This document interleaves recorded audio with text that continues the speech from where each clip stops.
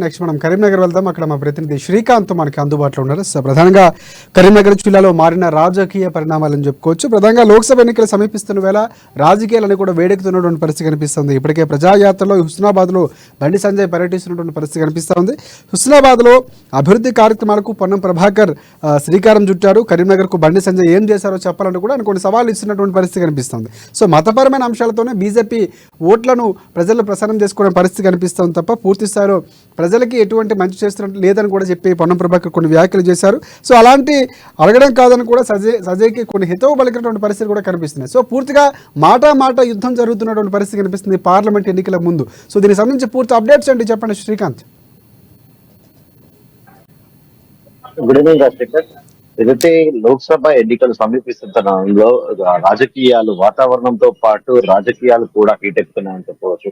ఇటు ఏదైతే రెండో విడతగా బండి సంజయ్ బీజేపీ జాతీయ ప్రధాన కార్యదర్శి చేపట్టిన ప్రజాహిత యాత్ర హుస్నాబాద్ నియోజకవర్గంలో ఈ రోజు నుండి మళ్ళీ తిరిగి ప్రారంభమయ్యింది. అయితే ఈ యాత్రలో భాగంగా కూడా ఆయన ఇప్పటికే ఏదైతే కేంద్ర ప్రభుత్వం ఇప్పటికీ ప్రజలకు అందిస్తున్న సంక్షేమ పథకాలను గ్రామాన ఇంటింటికి చేరవేసే విధంగా కూడా తన యాత్ర కొనసాగుతుంది. ఇకపోతే ఇప్పటి వరకు కేంద్రం నుండి అంటే గత సర్కారు ఏదైతే బిఆర్ఎస్ పార్టీ అబద్ధాలకు ప్రచారం చేసింది, కేంద్రం నుంచి ఒక నయా పైసా కూడా రాలేదు, ఈ రాష్ట్రం అభివృద్ధి అంతా కూడా తమ బిఆర్ఎస్ పార్టీతో జరిగిందని చెప్పేసి అబద్ధాలు ప్రచారం చేశారు.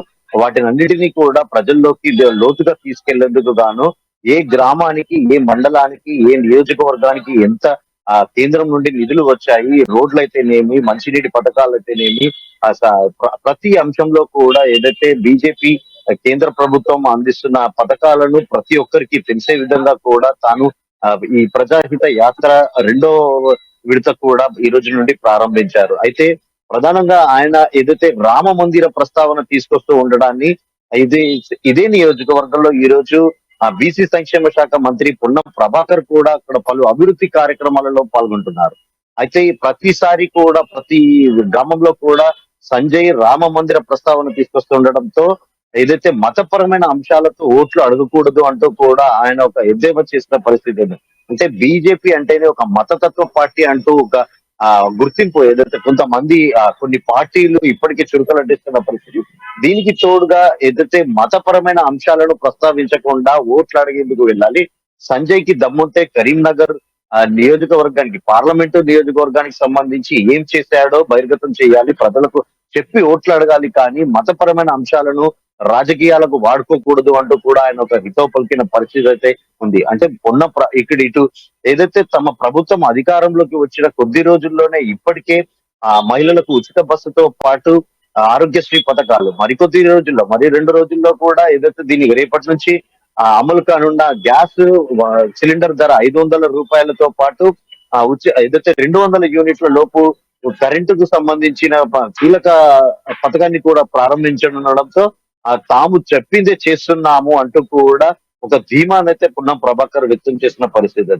ఇక కరీంనగర్ కు ఈ 5 ఏళ్లగా కూడా ఏం చేశాడు, ఎంపీగా ఉండి బండి సంజయ్ ఏం చేశాడో ప్రజలకు వివరించాలంటూ కూడా ఒక సవాల్ విసిరిన పరిస్థితి అయితే ఇక్కడ. అంటే దీంతో మొత్తంగా రాజకీయాలు ఏదైతే ఇప్పుడు వచ్చే ఎన్నికలకు సంబంధించి వీడెక్కుతున్నాయని చెప్పొచ్చు. ప్రధానంగా కాంగ్రెస్ పార్టీ ఏదైతే రాష్ట్రంలో అధికారంలోకి వచ్చిన తర్వాత పార్లమెంటు ఎన్నికలకు కూడా సిద్ధమవుతుందని చెప్పవచ్చు. ఇటు బిఆర్ఎస్ పార్టీ అంటే గత ఎన్నికలలో, అసెంబ్లీ ఎన్నికలలో బిఆర్ఎస్ పార్టీ ఓడిపోవడంతో వచ్చే పార్లమెంటు ఎన్నికలలో కూడా 3వ స్థానానికి పరిమితం అవుతున్నట్టు కూడా బండి సంజయ్, అంటే కేవలం పోటీ కాంగ్రెస్ పార్టీతో పాటు ఇటు బీజేపీ మధ్య ఉంటుంది, కానీ బిఆర్ఎస్ పార్టీకి ఎక్కడ కూడా ఆ స్కోప్ ఉండదని చెప్పేసి ఆయన ఎద్దేవా చేసిన పరిస్థితి అయితే నెలకొంది రాజశేఖర్. ఎస్ శ్రీకాంత్, ప్రధానంగా మీరు అన్నట్లు కాంగ్రెస్ పార్టీ సంబంధించి బీజేపీ పార్టీ ప్రధానమైన పోటీ ఉండబోతుంది, సర్వేలను కూడా అవే చెప్తున్నటువంటి పరిస్థితి కనిపిస్తుంది. వైపు ఇక్కడ ఆ నేపథ్యంలోనే బండి సంజయ్ పై టార్గెట్ చేసి ఇక్కడ పొన్నం ప్రభాకర్ కామెంట్స్ చేసుకోవాలనుకోవచ్చా మనం? ఎందుకంటే పూర్తి స్థాయిలో ముందు నుంచి కూడా బీజేపీ పార్టీకి సంబంధించి సో 2 జాతీయ పార్టీల మధ్య ప్రధాన పోటీ ఉండబోతున్నటువంటి స్పష్టంగా కనిపిస్తున్నటువంటి అంశం. ఇక్కడ బండి సంజయ్ సో పొన్నం ప్రభాకర్ వ్యాఖ్యలకు సంబంధించి రిప్లై ఇచ్చే అవకాశం కనిపిస్తా ఉందా? తప్పకుండా. ఏదైతే ఈ రోజు పొన్నం ప్రభాకర్ బండి సంజయ్ ని టార్గెట్ చేస్తూ కూడా అంటే ఇదైతే మతపరమైన అంశాలతో రామ మందిర నిర్మాణాన్ని పదే పదే బండి సంజయ్ ప్రస్తావించడాన్ని తప్పుపడుతూ కూడా ఆయన వ్యాఖ్యలు చేసిన పరిస్థితి అయితే ఉంది. నేరుగా దమ్ముంటే ప్రజల్లోకి ఈ 5 ఏళ్లుగా ఏం చేశాడో చెప్తూ ఓట్లు అడగాలి, కానీ ఇలాంటి అంశాలతో వెళ్ళకూడదు అంటూ కూడా ఆయన ఒక హితవు పలికిన పరిస్థితి. అయితే దీనిపై రేపు ఏదైతే ప్రజాహిత యాత్రలో బండి సంజయ్ అంటే దీనికి సంబంధించి పొన్నం ప్రభాకర్ చురకలంటించిన దానికి ఏదైతే ఆ వ్యాఖ్యలకు సంబంధించి ఆయన వివరణ కూడా ఇవ్వబోతున్నారు. అంటే ఆయన పదే పదే ఆ కాంగ్రెస్ పార్టీకి అంటే దాదాపు 400 సీట్ల వరకు కూడా బీజేపీ ఆ కైవసం చేసుకుంటుంది అంటూ కూడా, అంటే ఇటు తెలంగాణలో కూడా పూర్తి స్థాయిలో బీజేపీ గెలవబోతుంది అంటూ కూడా ఆయన ఒక ధీమా వ్యక్తం చేస్తున్న పరిస్థితి.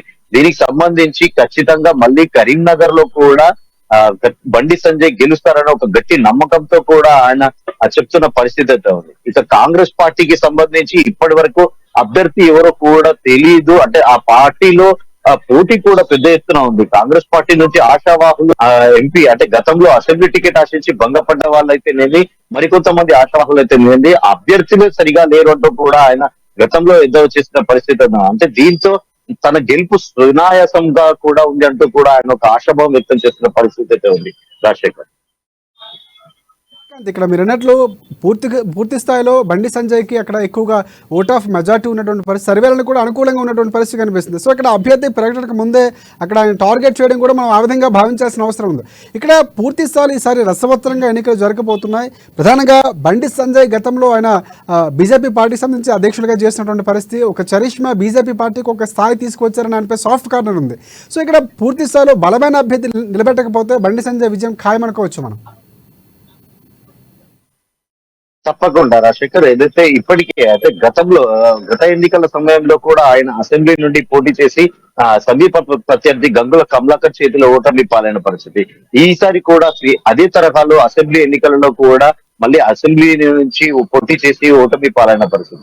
అయితే ఆ సింపతి కూడా ఈసారి బండి సంజయ్కి అంటే గతంలో కూడా ఆ సింపతి కలిసి వచ్చిందని కూడా చెప్పొచ్చు. ఆయన పార్లమెంట్ సభ్యులుగా ఎన్నుకోబడమే కాకుండా రాష్ట్ర అధ్యక్షుడిగా జాతీయ పార్టీ రాష్ట్ర అధ్యక్షుడిగా కూడా కొనసాగడము, కేంద్ర నాయకత్వం దృష్టిలో కూడా ఆయన ఒక మంచి పేరు కూడా సంపాదించిన పరిస్థితి ఉంది. పలు మీటింగ్లలో కానీ ఆ కేంద్రం ఏదైతే మోడీ కూడా ప్రత్యేకంగా బండి సంజయ్ కి ఒక ప్రత్యేక స్థానాన్ని ఇస్తారని కూడా చెప్పవచ్చు. అయితే ఇదే సింపతితో పాటు ఈసారి కూడా అంటే ఇటు బీఆర్ఎస్ పార్టీ రాష్ట్రంలో దాదాపుగా 3వ స్థానానికి పరిమితం అవుతుంది అంటే సర్వేల ప్రకారం కూడా. ఇకపోతే కాంగ్రెస్ పార్టీ నుంచి అభ్యర్థి ఎవరు ఇంకా తేలకపోవడంతో కూడా సునాయాసంగా అంటే ఇప్పటికే బండి సంజయ్ గెలుపు సునాయాసం కూడా అవుతుందని కూడా ఆ రాజకీయ వర్గాల విశ్లేషణ ప్రకారం అయితే, అంటే మళ్ళీ ఆయన అధికారంలోకి వస్తారు, ఖచ్చితంగా ఎంపీగా మళ్ళీ గెలిచే అవకాశం అయితే ఉందని కూడా రాజకీయ వర్గాల అంచనా అయితే ఉంది Rajasekhar. Thanks for updates Srikanth.